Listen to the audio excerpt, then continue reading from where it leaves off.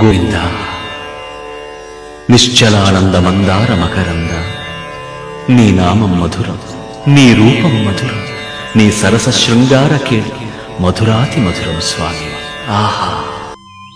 Imagine standing at the edge of an ancient mountain range just before dawn, the air thick with sandalwood and distant bells. Situated atop these remote, rugged cliffs sits a sprawling architectural marvel, the Tirumala temple. Every day, thousands of people from every corner of the world stand shoulder to shoulder, enduring hours and exhausting queues to reach the inner sanctum. When they finally arrive, many participate in a striking, deeply personal sacrifice, the ritual of offering all their hair to the deity. Why this mountain? Why do millions of people believe that the supreme creator of the universe left the heavens to reside on this specific patch of earth? To understand the sheer gravity of this devotion, we have to travel back to a gathering of ancient cosmic sages.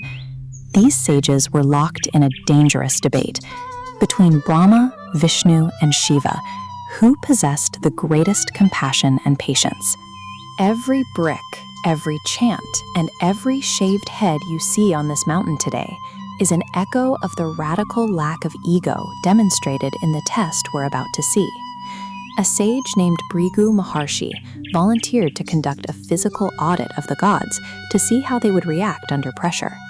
He visited Lord Brahma and Lord Shiva, deliberately acting disrespectful to see if their divinity was anchored in power or in patience. Both reacted with dissatisfaction and ego. In Bhrigu's eyes, their immediate irritation proved they were not the supreme embodiment of compassion. Finally, Bhrigu traveled to Vaikuntha, the heavenly home of Lord Vishnu. He found Vishnu resting with his consort, the Goddess Lakshmi. Since the previous gods demanded strict reverence, Bhrigu realized a simple slight would not suffice. To push Vishnu to his limit, the sage had to commit an unthinkable act.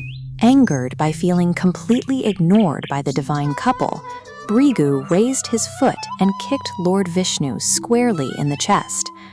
Normally, striking an omnipotent being results in immediate, wrathful punishment. But the wrath never came. Instead, Lord Vishnu stood up and respectfully bowed before the sage. With total calmness, Vishnu gently asked Bhrigu if the sage's foot was hurt by striking his hard chest. Tears filled Bhrigu's eyes.